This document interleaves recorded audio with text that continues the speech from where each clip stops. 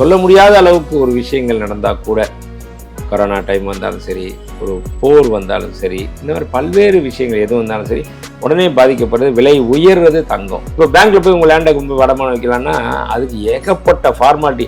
அந்த லோன் வர்றதுக்குள்ளே இவருக்கு வயசாகிடும். இன்னைக்கு காலையில் 10 மணிக்கு பணம் தேவைப்படுதா, நம்ம அடுத்த 2 மணி நேரத்தில் பணத்தை கொண்டு வந்துடலாம். நம்மளுடைய ஒவ்வொருத்தருடைய இண்டிவிஜுவல் ஒவ்வொருத்தருடைய சேவிங்ஸ் தான்.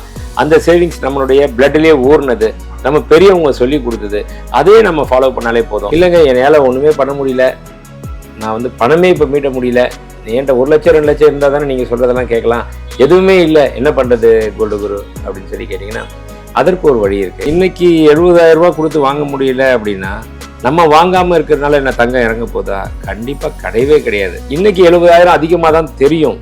அன்றைக்கி நாளைக்கு 4 வருஷம் 5 வருஷத்தில் இதே ஒரு சவரன் 1.5 லட்ச ரூபா போகிறப்போ நாமளே ஃபீல் பண்ணுவோம். கொரோனாக்கு முன்னாடிலாம் பார்த்தீங்கன்னா அது விலை ஜாஸ்தி, 35,000 ரூபா ஒரு சவரன் ரொம்ப ஜாஸ்திங்க, எப்போங்க குறையும், 2,000 ரூபா எப்போங்க வரும் அப்படின்னு நிறைய வாடிக்கையாளர் கேட்பாங்க. நான் அப்படியே சொல்லுவேன், நீங்கள் அதை எதிர்பார்க்காதீங்க, உங்கள்கிட்ட பணம் இருந்தால் கண்டிப்பாக வாங்கி வைங்க அப்படின்னு. இன்றைக்கி அவங்களாம் ஃபீல் பண்ணுறாங்க, அடடா அன்னைக்கே கூட அது அதிகமாக பட்டுது தான், ஆனால் அன்னைக்கு நான் வாங்கி வச்சிருந்தா இன்னைக்கு அப்படியே டபுள் ஆச்சு. நம்மளுடைய ஒவ்வொருத்தருடைய இண்டிவிஜுவல் ஒவ்வொருத்தருடைய சேவிங்ஸ் தான். அந்த சேவிங்ஸ் நம்மளுடைய பிளட்லேயே ஊர்னது, நம்ம பெரியவங்க சொல்லி கொடுத்தது, அதே நம்ம ஃபாலோ பண்ணாலே போதும். ஒன்று கோல்டு, இன்னொன்று பணம், 2 தாங்க. மற்றது எல்லாமே அதுக்கு பின்னாடி தான். ஹலோ சார், வணக்கம் சார். வணக்கம். இப்போ வந்து இந்த கோல்டு ரேட் ஒரு பக்கம் அதிகரிச்சிட்டு இருந்தாலும் கோல்டு வாங்குறது வந்து இந்த அடமானம் வைக்கணும் அப்படின்றதுக்காக தான், ஒரு எமர்ஜென்சி சுச்சுவேஷன்ல அடமானம் வச்சுக்கலாம் அப்படின்றதுக்காக தான். ஆனா ஆர்பிஐ வந்து இந்த அடமானம் வைக்கிறதுலயும் ஒரு சில ரெஸ்ட்ரிக்ஷன்ஸ்லாம் போட்டிருக்காங்க. ஸோ இது சாமானிய மக்களை எந்த அளவுக்கு பாதிக்கும் சார்?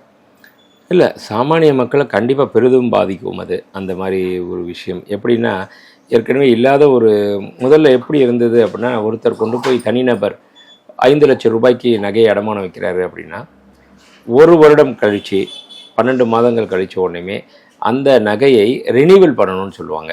ரினிவல்னால் என்னென்னா, ஏற்கனவே இவர் அதுக்கு உண்டான வட்டி தொகையை கட்டாமல் இருப்பார். அப்போ அப் டு டேட் அந்த வட்டியை மட்டும் 5 லட்ச ரூபா வச்சுருக்காரு அப்படின்னா அந்த வட்டி வருதோ அந்த வட்டியை கொண்டு போய் கட்டிட்டு ரினிவல் பண்ணிட்டா போதும். திருப்பி அடுத்த ஒரு 12 மாதங்களுக்கு இது வந்து அவங்களுக்கு வந்து ஒரு இதாக நிற்கும். ஆனால் இப்போ என்ன சொல்லிட்டாங்க, அப்படி இருந்ததுனால் அந்த அடமானம் வைத்த தங்கத்தை 365 நாள் கழித்த உடனே நீங்கள் மீட்டுடணும். ஃபுல்லாக மீட்டுட்டு ஒரு நாள் விட்டுட்டு அடுத்த நாள் திருப்பி கூட வேணால் வச்சுக்கோங்க, ஆனால் இன்றைக்கி நீங்கள் ஃபுல் அமௌண்ட் கொடுத்து மீட்டிடுங்க அப்படின்றாங்க. அங்கே தான் ஒரு சாமானிய மக்கள் வந்து சிரமத்தை எதிர்கொள்ளக்கூடிய ஒரு சூழ்நிலை. அவங்களால ஏற்கனவே அவங்களால பணம் இல்லை அப்படின்ட்டு தான் கடனுக்கு வந்து இங்கே வந்து தன்னுடைய நகையை வச்சு மீட்டிட்டு போகிறாங்க. மேபி அவங்களால பணம் கட்ட முடிய சூழ்நிலை வந்துச்சுன்னா அவங்க ஆட்டோமேட்டிக்காக என்ன பண்ணுவாங்க, ஒரு 50,000 கட்டிட்டு பணத்தை ஃபுல்லாகவே மீட்டிடுவாங்க. அதையும் மீறி தன்னோட வருமானத்தில் ஏதாவது இழப்பு ஏற்பட்டு எதிர்பாராத விதமான செலவுகள் வர்றப்போ இது அப்படியே இருக்கும். சரி, இன்ட்ரெஸ்ட்டை மட்டும் கட்டிட்டு ரினிவல் பண்ணலான்னா இப்போ தான் பெரிய ஏமாற்றம் இருக்குது. அதனால் அதுக்கு ஒரு டிப்ஸ் வேணால் நான் சொல்லுவேன். என்னை பொறுத்த வரைக்கும் ஒரு 2-3 விதமான டிப்ஸ் இருக்குது. இதில் வந்து பல பேர் என்ன நினைக்கிறாங்க அப்படின்னா, இதற்காக போய் கடன் வாங்கி ஒரு இன்னொரு 5 லட்ச ரூபா வேறு இடத்துல இந்த மீட்ரு வட்டி, கந்து வட்டி, ஸ்பீடு வட்டி, இந்த மாதிரி நிறைய வட்டி இருக்குது. அவங்கள்ட்ட வாங்கி 1 நாள் 2 நாள் ரொட்டேஷன் கொடுத்துட்டு அதுக்கு ஒரு பல ஆயிரங்களை இழக்கிறாங்க. அதற்கு பதில் நீங்கள் வைக்கிறப்பயே 5 லட்ச ரூபா அப்படின்னு ஒரே பணமாக வைக்காமல் பிரித்து ஒரு 3-4 லோனாக வாங்கிக்கோங்க. 1.5 லட்சம் 1 லட்சம் அப்படின்னா உங்கள் வீட்டில் நீங்கள் உங்கள் ஒய்ஃபு உங்கள் பசங்க பேரில் வாங்கிட்டீங்கன்னா பணம் வர வர அப்போது உங்களால் 1 லட்ச ரூபா கையில் வருதா, ஒரு பொருளை தனியாக வச்ச பொருளை செலவனும் ஒன்று தான், வட்டியும் ஒன்று தான். அந்த 1 லட்ச ரூபா வருதா, 1 லட்சத்தை மீட்டிட வேண்டியது. இன்னொரு 1 லட்சம் வருதா 6 மாதத்தில், அதையும் மீட்டிட வேண்டியது. இப்போ இந்த மீதி 2.5 லட்ச ரூபாய் தான் பொருள் அங்கே இருக்கும் பேங்க்கில். அது அந்த 1 வருஷம் காலம் முடிய போதா, அந்த நேரத்தில் ஏற்கனவே மீட்ட பொருள் 2 லட்ச ரூபா பொருள் இருக்குது, அதை கொண்டு போய் வச்சுட்டு இந்த பொருளை எடுத்துட்டிங்கன்னா அது ஃப்ரெஷ் லோன் மாதிரி ஆகி போயிடும். ஆர்பிஐ ரூலுக்கும் நம்ம கட்டுப்பட்டுருவோம். இந்த மாதிரி பல விஷயங்கள் இருக்குது, அதை ஃபாலோ பண்ணலாம். இல்லைங்க என்னால் ஒன்றுமே பண்ண முடியல, நான் வந்து பணமே இப்போ மீட்ட முடியல, என்கிட்ட 1 லட்சம் 2 லட்சம் இருந்தால் தானே நீங்கள் சொல்கிறதெல்லாம் கேட்கலாம், எதுவுமே இல்லை என்ன பண்ணுறது கோல்டு குரு அப்படின்னு சொல்லி கேட்டிங்கன்னா அதற்கு ஒரு வழி இருக்குது. இப்போ ஒரே குடும்பத்தில் கணவன் மனைவி இருக்காங்க அப்படின்னா கணவன் மனைவி 2 பேருமே பேங்க்குக்கு போக வேண்டியது. போட்டு ஏற்கனவே இருக்கிற அதற்கு வந்து அந்த மேனேஜரும் ஒத்துக்கணும், அந்த பேங்க்குடைய அதிகாரியும் ஒத்துக்கணும், அப்ரைசரும் ஒத்துக்கணும். அப்படின்னா இந்த கணவன் தன் பேரில் இருக்கிறத மீட்டுற மாதிரி மீட்டிட்டு அப்படியே மனைவி பேரில் வச்சாச்சுன்னா அங்கே ப்ராப்ளம் சால்வ்டு. இவங்க சொல்கிற விஷயம் என்ன, எடுத்துகிட்டு நீ ஃபர்ஸ்ட் லோன் வச்சுக்கோ, அடுத்த நாளே கூட வச்சுக்கோன்றாங்க. அதே பேரில் கூட வைக்காமல் பொருளையே கூட நம்ம கையில் வாங்க தேவையில்லை, இங்கேருந்து மீட்டுற மாதிரி சொல்லிவிட்டு அதை அவங்க பேரில் ஒய்ஃப் பேரில் பண்ணியாச்சுன்னா அது அப்படியே ட்ரான்ஸ்ஃபர் ஆக போகுது. கணக்கு அன்றைக்கி மீட்டுட்டு புதுசாக லோன் வச்ச மாதிரி ஆகி போயிடும். அந்த மாதிரி வச்சிங்கன்னா இவங்க வந்து இந்த மீட்ரு வட்டி, கந்து வட்டி, ஸ்பீடு வட்டி இதுக்கெல்லாம் போய் சிக்கிட்டு அதில் ஒரு பல ஆயிரத்தை இழக்க தேவையில்லை அப்படின்றது என்னுடைய ஒரு சின்ன அட்வைஸ். கண்டிப்பா உங்களோட இந்த அட்வைஸ் நிறைய பேருக்கு ஹெல்ப்ஃபுல்லா இருக்கும்னு நினைக்கிறேன் சார். ஏன்னா இப்போ இருக்க சுச்சுவேஷன்ல கோல்டு வாங்குறதே ஒரு எமர்ஜென்சிக்காக தான் வாங்குறோம், இவங்க அடமானமும் வைக்க முடியாது, அப்ப எனக்கு கோல்டே வேண்டாம்ப்பா அப்படின்ற ஒரு மனநிலை தான் இப்போ இருக்கு. இதுல நான் ஒரு சில மக்கள் கிட்ட பேசும்போது அவங்களும் சொல்றாங்க, கோல்டு ரேட்லாம் 70,000 தாண்டி போயிட்டு இருக்கு, எனக்கு கோல்டே வேணாம், கோல்டு வாங்கணுன்ற ஆசையே போயிடுச்சு அப்படின்லாம் சொல்லிட்டு இருக்காங்க. ஸோ அதை பத்தி என்ன சொல்றீங்க சார்? இல்லை, அப்படி சொல்லக்கூடாதுங்க. ஏன்னா அவங்க வந்து புரியாமல் சொல்கிறாங்க, புரிதல் இல்லாமல் சொல்கிறாங்க. இன்னைக்கு 70,000 ரூபா கொடுத்து வாங்க முடியல அப்படின்னா நம்ம வாங்காமல் இருக்கிறதுனால என்ன தங்கம் இறங்க போதா? கண்டிப்பாக கிடையவே கிடையாது. சில பேர் பார்த்தீங்கன்னா கமெண்ட்ஸில் கூட சொல்லுவாங்க, தங்கத்தை என்ன சாப்பிடவா போகிறோம், தங்கம் ஒன்று தான் நான் அரிசி பருப்பு மாதிரி இருக்கா? கிடையாது, நீங்கள் தங்கத்தை யாருமே வாங்காமல் விட்டிங்கன்னா தங்க விலை இறங்கிடும். அதெல்லாம் சும்மாங்க. அதெல்லாம் வந்து நம்ம வேணால் நம்மளை சமாதானப்படுத்துறதுக்கு வேணால் சொல்லலாம். தங்கம் வந்து வர்றதில் வந்து ஒரு பெரும்பகுதி வந்து வணிகர்கள், முதலீட்டாளர்கள் அவங்க நடத்துகிற ட்ரேட்னால தான் இந்த தங்க விலை ஏறுது. நம்ம சொன்ன பாருங்களேன், இன்டர்நேஷ்னல் மார்க்கெட்லேயே தங்கத்தினுடைய விலை ஏற்றம் இறக்கம்னு. அப்படி முழுக்க முழுக்க அங்கே இருக்கிறப்போ நீங்கள் வாங்காமல் இருந்தால் விலை குறைஞ்சிருவா போது? கிடையவே கிடையாது. அது வந்து அவங்களுக்கு புரிதல் இல்லை. ஏன்னா நீங்கள் வேணால் வாங்காமல் இருக்கலாம், சைனாக்காரனை போய் நீ வாங்காமல் இருன்னு சொல்ல முடியுமா? ரஷ்யாவில் இருக்கணும் வாங்காமல் சொல்ல முடியுமா? ஆஸ்திரேலியா இருக்கணும் வாங்காமல் சொல்ல முடியுமா?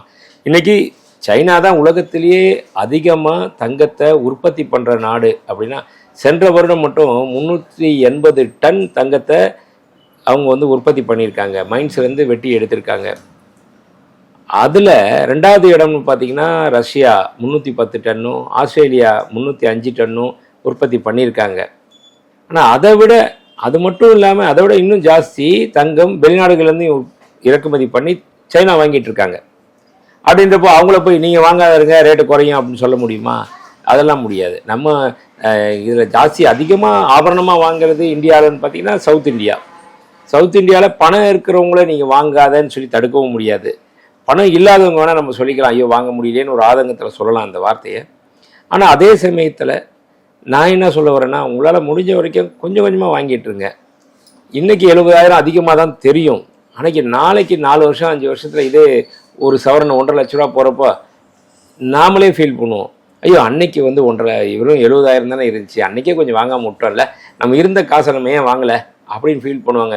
இதை வந்து எப்படி நான் அன்றாட வாழ்க்கையில் நான் பார்த்துக்கிட்டு இருக்கேன். என்னுடைய வாடிக்கையாளர்கள்லாம் வர்றாங்க இல்லையா, ஒரு 4 வருஷத்துக்கு முன்னாடி ஒரு சவரன் 35,000 ரூபா இருக்கிறப்போ அப்போ அது அதிகமாக பட்டது.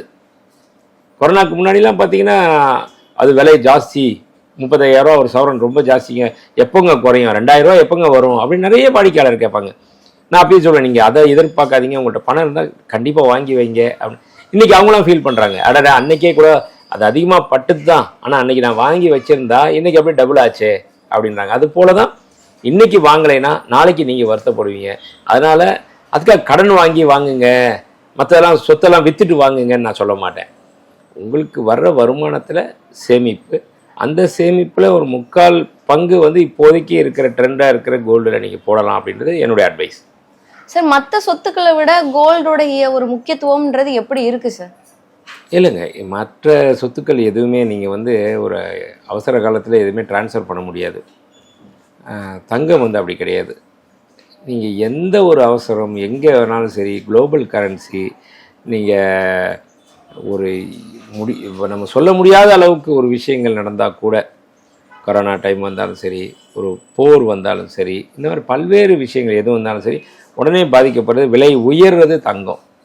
ஒரு டிரான்ஸ்ஃபர்னு பார்த்தீங்கன்னா, ஒரு இடத்த நீங்கள் வச்சுருக்கீங்க, நீங்கள் நினச்ச மாத்திரத்தை அந்த இடத்த விற்கவே முடியாது. இடத்த வாங்கிறதுக்கு எவ்வளோ கஷ்டப்பட்டு ஒரு இடத்த வாங்குகிறாங்களோ, விற்கிறப்ப பாருங்கள் அதை விட பயங்கரமான கஷ்டம். இவங்க கூட ஒரு பணத்தை சேர்த்து வாங்கிடுவாங்க, அந்த இடத்த விற்கிறப்ப வாங்க வர்றவங்க அந்த டாக்குமெண்ட் கொடு, இது கொடு, மூலப்பத்திரம் கொடு, இதில் வில்லங்க சர்டிஃபிகேட் இருக்குது, அதை கொடுங்க, பட்டா, சிட்டா, அடங்கல், இந்த மாதிரி பல்வேறு விஷயத்தை போட்டு குழப்பி கிளப்பி இதில் ஒரு லீகல் ஒப்பீனியன் எடுத்து இதில் இந்த டாக்குமெண்ட் ஒருத்தர் அதை விற்ற ஒரு உங்களுக்கு முன்னாடி வாங்கினவர் வாங்கியிருக்காரு, அவர்கிட்ட விற்றவங்க அதில் ஒருத்தர் இறந்து போயிட்டா அதை லீகல் எய்ட் சர்டிஃபிகேட் கொண்டு வாங்கன்னுவான். இதெல்லாம் ரொம்ப சட்ட சிக்கலான ஒரு பல விஷயங்கள். ஸோ நம்மளுடைய தேவைக்கு விற்க முடியாமல், நம்ம தேவைக்கு தகுந்த பணம் கிடைக்காம ரொம்ப கஷ்டப்படுவோம். ஆனால் தங்கம் அப்படி கிடையாது. நீங்கள் எந்த டைம் வேணால், எப்போ வேணால் விற்கணுமா, பணம் வேணுமா உங்களுக்கு டக்குன்னு வாங்கலாம். பேங்க்லேயே கொண்டு போய் அடமானம் வச்சு வாங்கலாம். இப்போ பேங்க்கில் போய் உங்கள் லேண்டை கொண்டு போய் அடமானம் வைக்கலான்னா அதுக்கு ஏகப்பட்ட ஃபார்மாலிட்டி. அந்த லோனு வர்றதுக்குள்ளே இவருக்கு வயசாகிடும். அந்த மாதிரிலாம் நிறைய விஷயங்கள் இருக்குது. ஆனால் தங்கம் அப்படி கிடையாது. நினச்சோம்னா அடுத்த நாள் இன்னைக்கு காலையில் 10 மணிக்கு பணம் தேவைப்படுதா, நம்ம அடுத்த 2 மணி நேரத்தில் பணத்தை கொண்டு வந்துடலாம். அந்தளவுக்கு தங்கம் இருக்குது. இதற்கு பல்வேறு நாடுகளும் எல்லா நாடுகளுமே இதுக்கு ஒத்துழைப்பு கொடுத்து இது ஒரு எல்லாராலையும் ஏற்றுக்கொள்ளப்பட்டிருக்கு உலகம் முழுதும். அதனால தான் தங்கத்தினுடைய மவுஸ் கூடிக்கிட்டே இருக்குது. இனி வரும் காலங்களும் அதே தான் இருக்கும். சரி, இப்போ கோல்டுன்னு பார்க்கும்போது நம்ம ஏதாவது ஒரு இடத்துல போய் அடமானம் வைக்கணும், இந்த மாதிரி இதுக்கு இப்போ யூஸ் ஆகும். ஆனா இப்போ பங்குச்சந்தையில ஒரு மியூச்சுவல் ஃபண்ட்ஸ்ல இன்வெஸ்ட்மெண்ட் பண்றாங்க, இல்லை வேற ஏதாவது பங்குகள் வாங்குறாங்க அப்படின்னும் போது இப்போ கொரோனா மாதிரி ஏதாவது ஊரடங்கு வருது அப்படின்னா எங்களால வெளியே போய் அடமானம் வைக்க முடியாது. இதுவே நாங்க பங்குச்சந்தையில இன்வெஸ்ட்மெண்ட் பண்ணியிருந்தோம் அப்படின்னா நாங்க உடனடியா அந்த ஸ்டாக்கை வித்துட்டு எனக்கு அக்கௌண்ட்டுக்கு உடனே எனக்கு அமௌண்ட் வந்துடும், ஸோ நான் அதுல இன்வெஸ்ட்மெண்ட் பண்ணலாமே அப்படின்னு சொல்றாங்க. ஸோ அதுக்கு எப்படி சார்? தப்பா ஒரு விஷயம் எல்லாருமே புரிதல் இருக்கு. இவங்க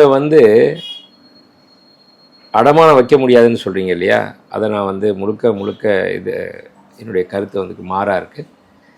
எவ்வளோ பெரிய கொரோனா வந்தாலும் பணவர்த்தனைங்களுக்கு பேங்க் உண்டு, கரெக்டுங்களா? பேங்க்கில் அடமானம் உண்டு. எல்லா தேசியமயமாக்கப்பட்ட வங்கியிலுமே அந்த காலத்துலேயும் இல்லாதவங்களுக்கு நீங்கள் சொல்கிறது யாரெல்லாம் பங்கு சந்தையில் போட்டிருக்காங்களோ எல்லாருமே பங்கு சந்தையில் போகிறது, மியூச்சுவல் ஃபண்ட் போகிறது கிடையாதுங்க. எல்லாமே ஒரு மேல்தட்டு வர்க்க மக்களும் நடுத்தர வர்க்க மக்களும் மட்டும்தான் அதிலெல்லாம் இன்வெஸ்ட். படிக்காத பாமரர்கள், அவனுக்கு அக்கௌண்ட்டே இருக்காது, இல்லை அவனுக்கு அக்கௌண்ட் இருக்கும், இன்றைக்கி மேண்டேரி அக்கௌண்ட் வந்துடுச்சு, அவனுக்கு வேறு எதுவுமே தெரியாது, கம்ப்யூட்டர் தெரியாது, மொபைல் ஆப் பண்ண தெரியாது, ஷேர் மார்க்கெட் வாங்க தெரியாது, விற்க தெரியாது. இதெல்லாம் இருக்கிறப்ப அவனுக்கு தெரிஞ்சது எல்லாமே நகை, அவன்கிட்ட இருக்க நகை. அந்த காலத்தில் கொரோனாவில் சாப்பாடு போட்டது யார்? எல்லா பேங்க்லேயும் அவங்க கொண்டு போய் அடமானம் வச்சுட்டு தான். அதனால் மற்ற தனியார் வங்கிகளோ தனியார் மையங்களோ அடகு வைக்கிற நிறுவனமோ தான் லீவ் விட்டாங்களே தவிர தேசியமயமாக்கப்பட்ட வங்கிகள் எல்லாமே இருந்தது. எல்லாத்துலேயுமே அந்த நகையை அடகு வச்சிருந்தாங்க. அதனால தான் பல்வேறு குடும்பங்கள் தன்னுடைய வறுமையை போக்கிக்கிறதுக்காகவும் தன்னுடைய தேவைகளை பூர்த்தி செய்கிறதுக்காகவும் பேங்கை நாடினாங்க, பேங்க் சர்வீஸ் கொடுத்துட்டு இருந்தாங்க. ஓகே சார், இப்போ கொரோனா டைம்ல கோல்டு ரேட் அப்படின்றது எப்படி பர்ஃபார்ம் பண்ணிட்டு இருந்தது? அப்போ இந்த நகை அடகு வைக்கிற இதெல்லாம் அதிகரிச்சது தான் சார்? ஆமாம், கண்டிப்பாக. ஏன்னா அந்த டைமில் வேற அவங்களுக்கு நிரந்தர வருமானம் இல்லாமல் அன்றாட கூலி இருக்கவங்களுக்கெல்லாம் வேலையே கிடையாது. இப்போ வேலை கிடையாதுன்னு அவங்க என்ன பண்ணுவாங்க, இருக்கிற அரிசி பருப்பை வச்சு சமைச்சு சாப்பிட்டுட்டு இருந்தாங்க. அதை தீர்ந்துச்சுன்னு கையில் காசும் கிடையாது, வேலை செய்ய முடியாது. ஒரு இடத்துல இன்னொரு இடத்துக்கு போய் எல்லா இடத்துலையுமே வேலையை நிப்பாட்டி வச்சுருந்தாங்க.